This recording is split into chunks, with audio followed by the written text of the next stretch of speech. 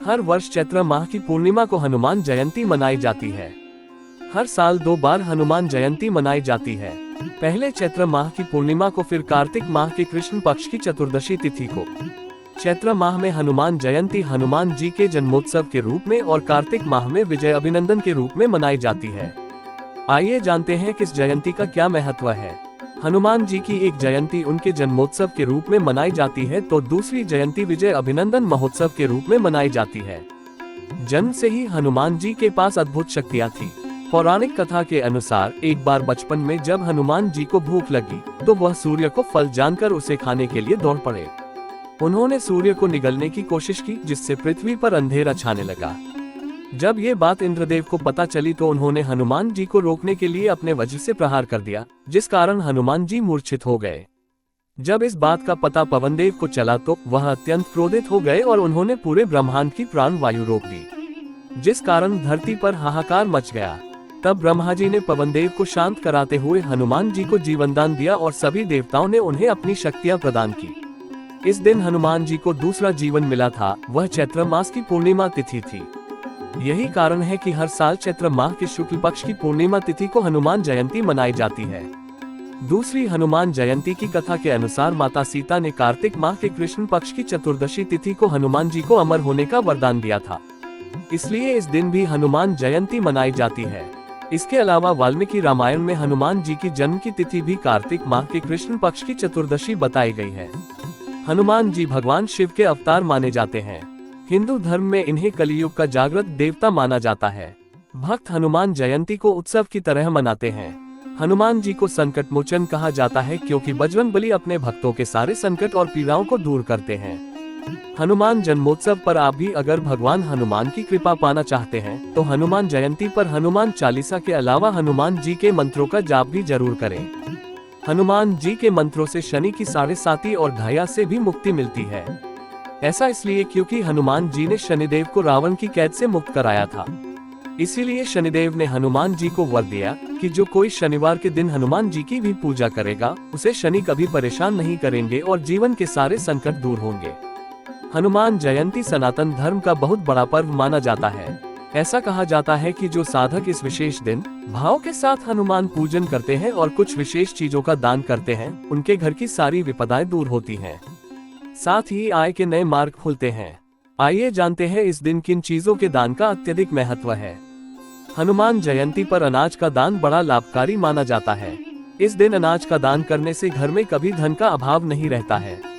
साथ ही आय के नए स्रोत खुलते हैं। इसके साथ ही इस दिन अनाज का दान करने से मां अन्नपूर्णा प्रसन्न रहती है। यही वजह है कि इसका इतना महत्व है। हनुमान को लड्डू अति प्रिय है, इसीलिए हनुमान जयंती पर लड्डुओं के दान को विशेष माना गया है। इसके साथ इसका भोग भी उन्हें लगाना चाहिए।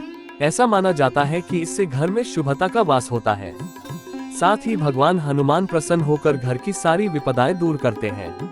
हनुमान जी को सिंदूर के साथ लाल रंग का चोला अर्पित करना बेहद कल्याणकारी माना जाता है। जो साधक हनुमान जयंती के शुभ अवसर पर सिंदूर का दान करते हैं, उन्हें प्रभु श्री राम और माता सीता की कृपा प्राप्त होती है। इस बात का ध्यान रखें कि आप अपने सिंदूर का दान भूलकर भी न करें। ये दान बाजार से खरीद कर किया जाना चाहिए। आइए अब जानते हैं हनुमान जयंती के इस शुभ अवसर पर कौन सी चीजों को घर में लाना शुभ होता है। मान्यता के अनुसार हनुमान जी की मूर्ति या तस्वीर को हनुमान जयंती के दिन घर में लाना शुभ माना जाता है। हनुमान जी की बैठे हुए या खड़े हुए मुद्रा में मूर्ति या प्रतिमा ला सकते हैं।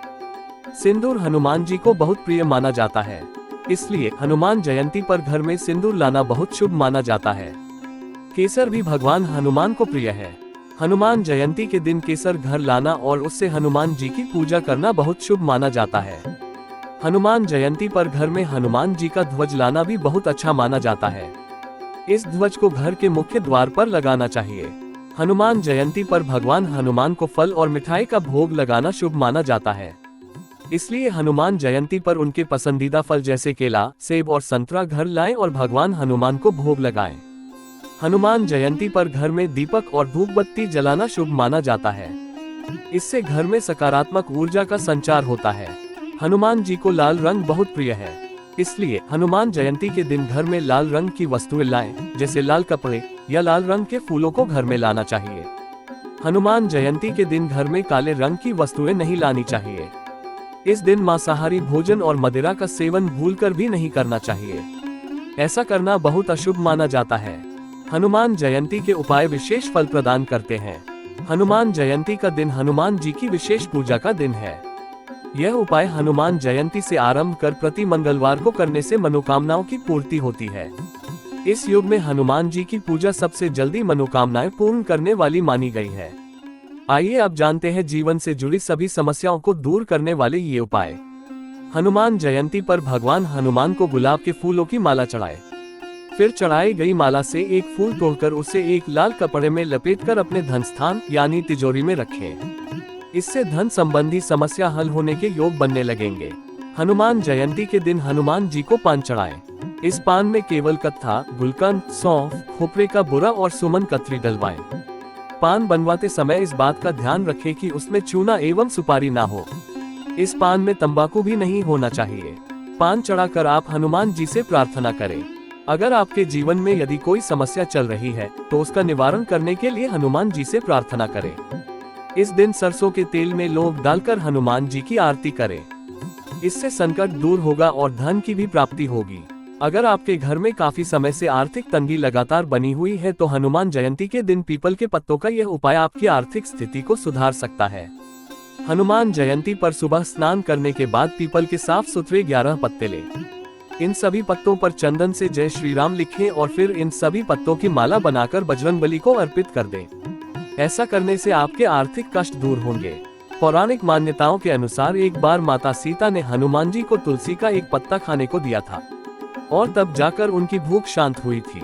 इसलिए बजरंगबली के भोग में तुलसी का होना जरूरी माना जाता है और उन्हें तुलसी की माला अर्पित की जाती है। हनुमान जयंती के दिन बजरंगबली को तुलसी की माला जरूर अर्पित करें और भोग में भी शामिल करें। धन वृद्धि के लिए तुलसी माला हनुमान जी को जरूर चढ़ाएं। बजरंगबली को केले का फल बेहद प्रिय माना जाता है और उनके भोग में सदैव रखा जाता है।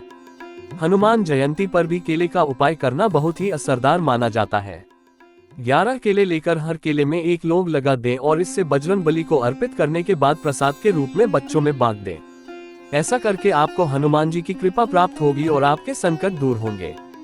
हनुमान जन्मोत्सव के शुभ अवसर पर आप अपनी श्रद्धा के अनुसार भंडारा करें।